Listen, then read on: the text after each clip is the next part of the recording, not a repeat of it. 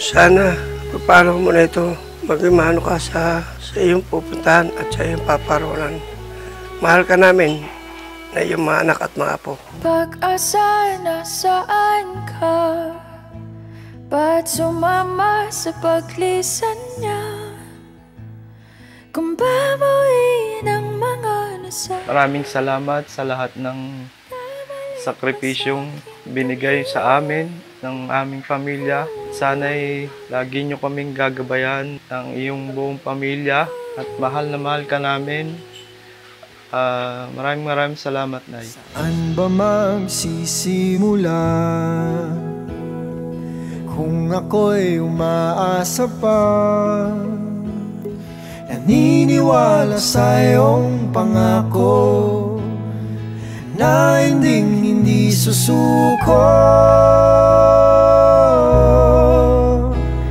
Ba't di man lang nagpaalam? O di lang ikaw yung nasaktan? Hindi pa ba sapat nung binigay ko ang lahat? At yan, kahit may nararamdaman siya, yung ginagawa niya yung pagiging lola niya sa mga bata. Hindi man siya yung sweet sa amin, pero pagdating sa mga apo, wala akong masabi. pagbigyan ng aking tukod? Huwag iwan sa imahinasyon. Kahit na huling sulyap na lamang, Malaman lang na di nagkulang. ba't di man lang nagpaalam? O di lang ikaw yung nasaktan? Di pa ba sapat Nung binigay ko ang lahat, di man lang pinalam. O di lang ikaw yung nasaktan? Di pa ba sapat nung binigay ko ang lahat? Paalam. Ren, mahal kita. At yung paglilingkod mo sa amin, mga apo mo, anak, hindi namin makakalimutan. Alam ko pagod na pagod ka at lagi ka na-stress. Sana matanggap niyo na lahat. Gabayan niyo kami palagi, Mama. Paalam. sa ating nakaraan? Paalam. Sa mga pinagsisihan? Paalam. Sa aking nadarama? Paalam. Kaya ko na nang wala ka. Paalam. Sa naging pagmamahalan? Paalam. Sa mga pangakong naiwanan? Paalam. Na akong pagsisisihan at sa wakas ay kakalimutan.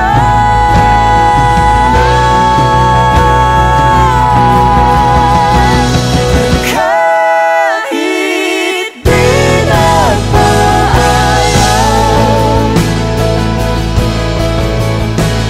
di bale na kung nasaktan. Ika'y naging sapat kahit tinapon ang lahat.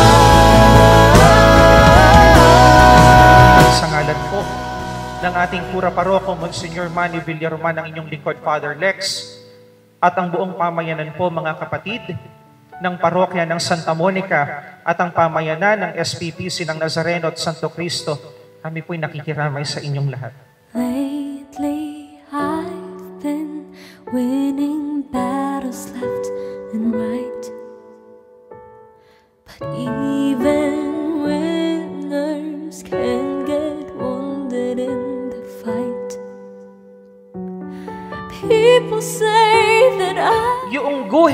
pagitan ng kanyang petsa ng birthday at saka ng kanyang petsa ng kamatayan. Yung line na yon na maikli, hindi ka pansin-pansin, hindi ka ala-alala, that's everything about Nanay Lenlen. 63 years. They don't know that I come running home when I fall down. They don't know who picks me up when no one is around. I drop my sword and cry for just a while. 'Cause deep inside this This is the reality of our life. Ngayon tayo ang tumatangis. Ngunit darating ang panahon at pagkakataon, tayo naman ang tatangisan. At ang pinaka-importanting tanong sa atin, anong mga magagandang alaala ang iiwanan natin sa mga tatangis para sa atin? I'm afraid because his armor is the best. But even soldiers need a quiet place to rest. People say that I'm amazing, I never face retreat, but they don't see the enemies that lay upon his feet. They don't know that I come running home when I fall down. They don't know who picks me up when no one is around. I drop my sword and cry for just a while. 'Cause deep inside this summer, Napakabigat para sa amin. Pero kailangan po natin tanggapin lahat ang mga nangyari. Sabi nga po, hirap lang yung buhay natin sa Diyos. they don't know that I come running home when I fall down. They don't know who picks me up when no one is around. I drop my sword and look. Pinipilit po talaga namin na makayanan lahat-lahat ng mga nangyayari sa amin. Sana maging masaya ka na kasama ni Lord. Huwag kang mag-alala. Kami ang bahala kay Daddy. This